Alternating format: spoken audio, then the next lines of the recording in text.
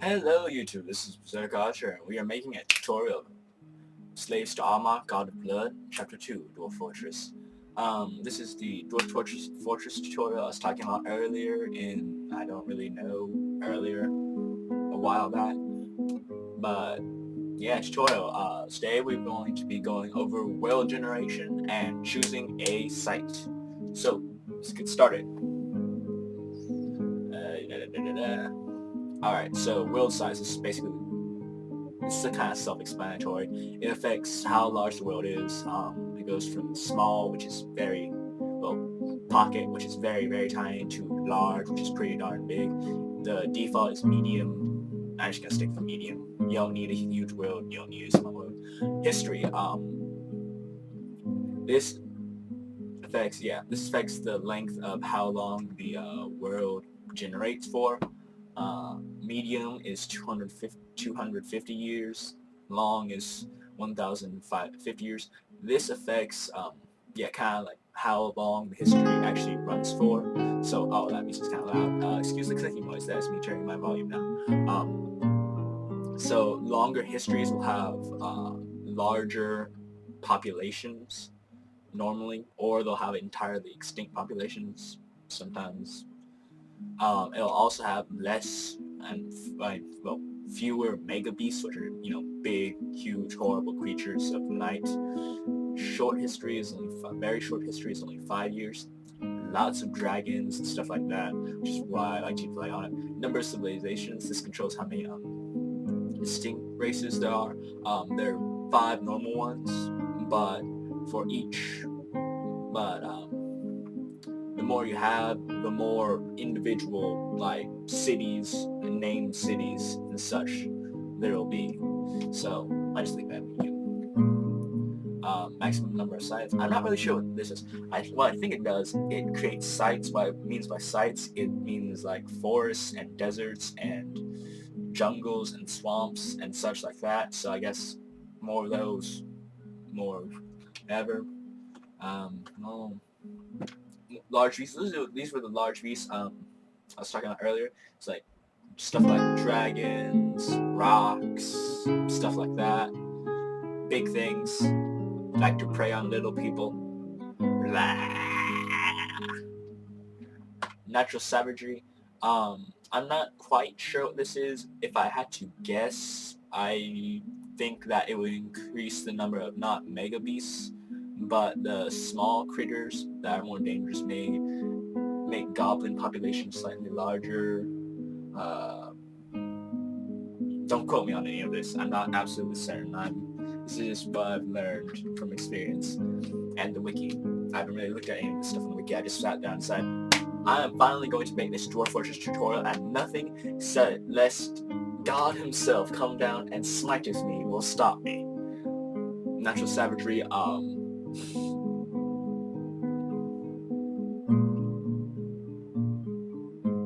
this is easy for a second. I think for I guess it would increase the number of just normal dangerous animals like badgers. Fear the badger Congo line. I'll get into that later. And mineral occurrence. So yeah, you can have very rare minerals. You can have minerals everywhere. Frequent.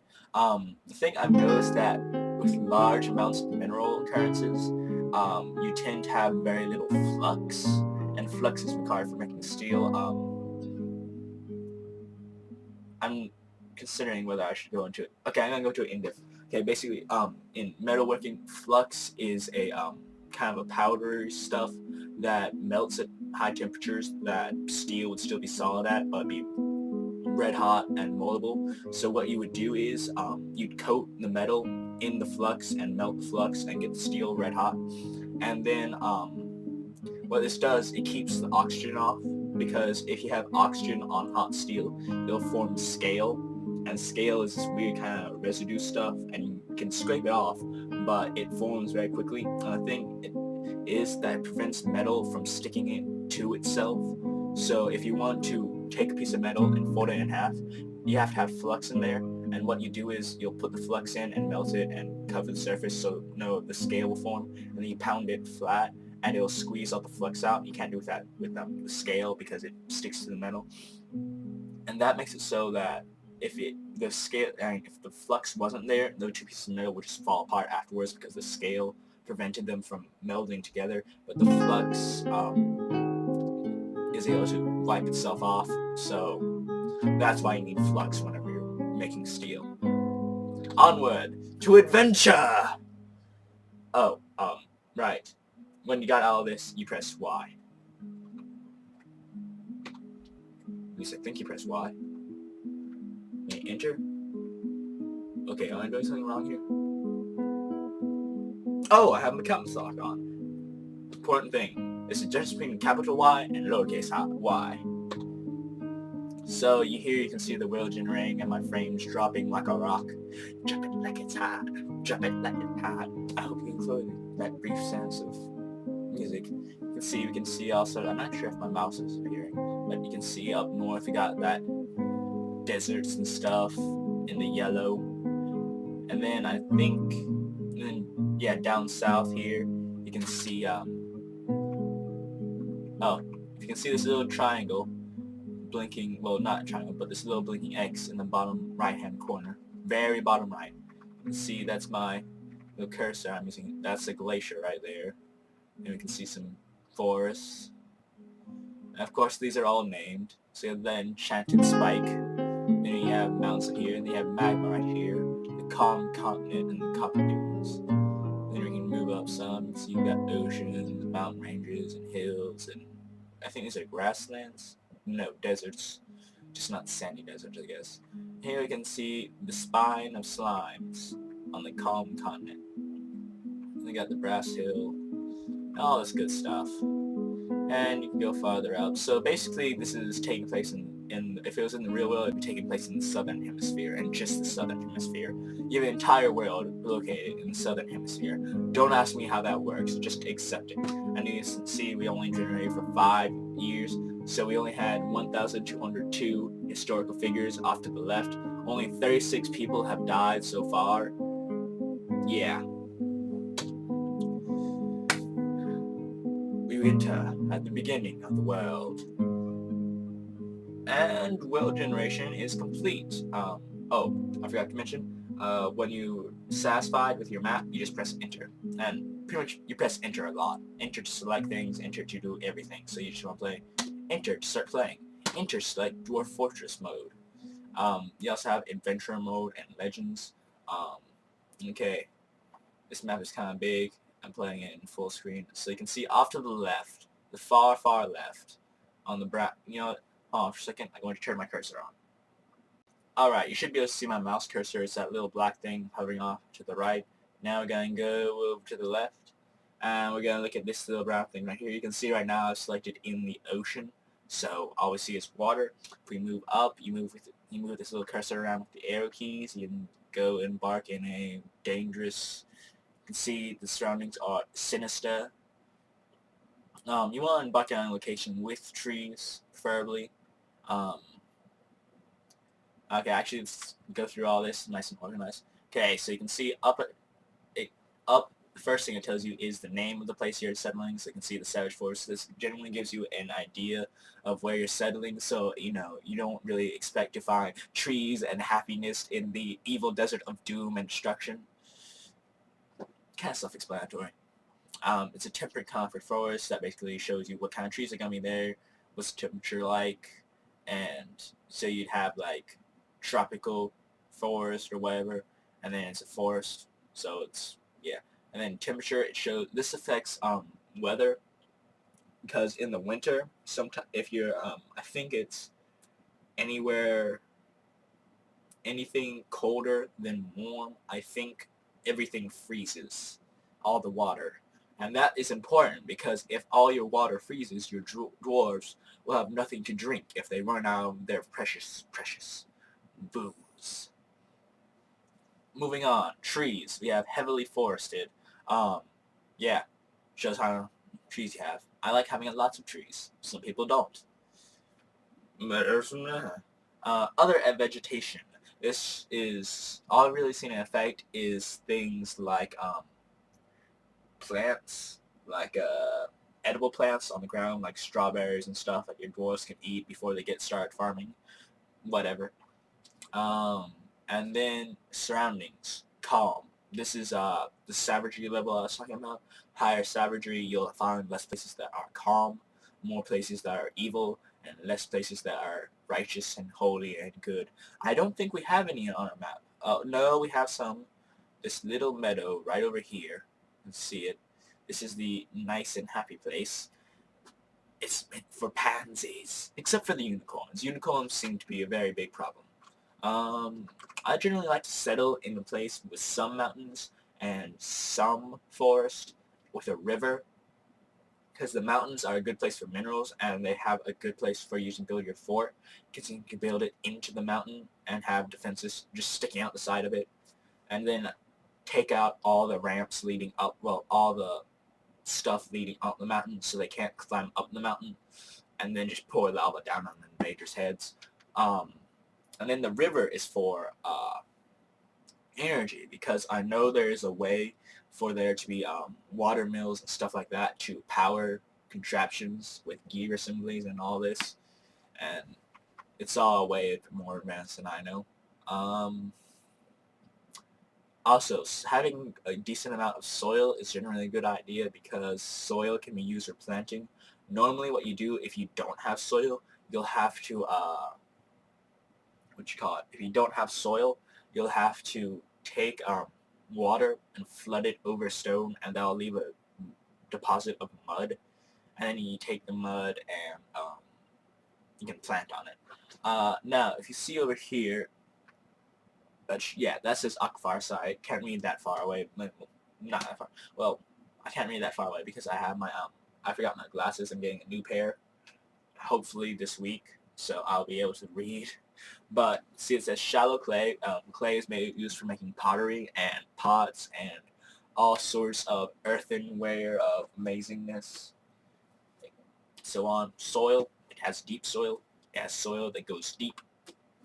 Blah, blah. You got shallow metals and deep metals. I'm going to get to aquifer there. That just basically means there's maybe 2 or 3 kinds of metals that are on the surface levels, and then deeper down, there'll be a completely different type of metal. Probably. It might be the same type of metal, it might not, but I'm just telling everyone that there's a certain kind of metal up top, different kind underground. And then aquifer. This basically means at a certain level, you're going to pass through the water table. And what this does is, when you dig into it, water will start seeping in from the walls. There's a way to stop this. Of course, you can just pump all the water out, or you can block it off with walls or stuff. It's kind of hard to get your dwarves to build it, though, because you have to pump all the water out. Or if you get lucky, you might be able to convince your dwarves to be able to smooth the stone out. And what that will do, it will stop it from, because apparently stone smooth walls won't let water through or whatever. I don't really know. I don't question it. I just move on. That's one of the reasons, because aquifers only are around rivers and other water sources. That's one of the reasons why sometimes I don't settle around. I won't settle around a river. So I think I'm going to go without a river for this little piece of And then once you have up here, if you're looking at this and you see a great spot over here, but your thing is only selecting this part right over here, you can use K and H to move this around left and right. H for left, K for right, M for down, U for up, and you can just move it over here and get to select right all up it. Oh. Okay. Slipped up and pressed a random button. Don't know what that did. Sometimes you get lucky, like I am right here, and you find a river without the aquifer. And then what you can also do is, if you hold down shift, you can press K to make your area wider, and U, capital U, to make your area taller, and this will allow you to select more of space. So you can see right here I made it one wider and one taller. My computer can handle it. I'm not sure if yours. Some people prefer to play at a 2x2. I'm not one of those people. I like a nice big open area that I can control. No, not really. I can't really control it at all. I like a nice big area that I can run around and kill stuff in, I guess. I don't know. Alright, so that's how you select slide based on, that's your surroundings. You can see it's temperate, so I will be getting freezes in the winter, but like the glacier down here, I won't be getting freezes in the summer, so that's good. Trees, lots of trees, thick vegetation, calm. Brook, the muffin of Schneeg. Schneeg. Okay. Okay, there's a little soil. I'm not having that. And then you can also do something else, which is called press tab. And this will show your neighbors. See, we have dwarves, humans, goblins, and elves. This is just your basic 4 races. You play as dwarves. Humans are kind of like dwarves without the alcohol dependency, and they're a little bit duller. They can use a little bit bigger weapons, whatever. And we can't wear their armor for whatever reason. Goblins are everybody's enemy. Everybody just hates them. They want to just bleh. They're pretty much dwarves without the alcohol, and they like to build spires and stuff. Everybody's just like a dwarf, really. And then elves are cannibalistic hippies that hate magma, and that's why we kill them. Us dwarves. No, seriously, the elves are cannibalistic. They'll, in their, I can't remember, I think it's their, text files, it lists cannibalism as acceptable, I guess. I can't remember the exact words. Whatever. There's a lot of stuff in the text files that I'll show you how to do later that lets you do cool stuff. I know one of them is to set it so that female dwarves grow beard as well as male dwarves. I think you can set it for child dwarves too. But, right. Now, when you want to embark, you press E. I don't want to embark just yet, though, because there's also something else called reclaim, which is if you hold down shift and press R, so you press capital R, it will allow you to reclaim a previous fortress that died off for whatever reason. Maybe if you ran out of food, you can go back to it and just take it back over and go at it. Right then, this has been the conclusion of Dwarf Fortress Tutorial Episode 1. Finding a site, well no, Rail generation and finding a site. Yeah, that's what I'm gonna call it. Thank you for watching. If you have any questions, comments, creative criticism, leave it down in the comment section below. If you ever find out exactly who I am, I will give you a hug. I don't know why I just said that, but if you find out my real name, you can come over to my house and I will give you a free hug, free of charge. If this is your favorite video ever, favorite it. This will probably be going in a playlist, so favorite that too. Thank you, and good night. This has been BerserkArcher.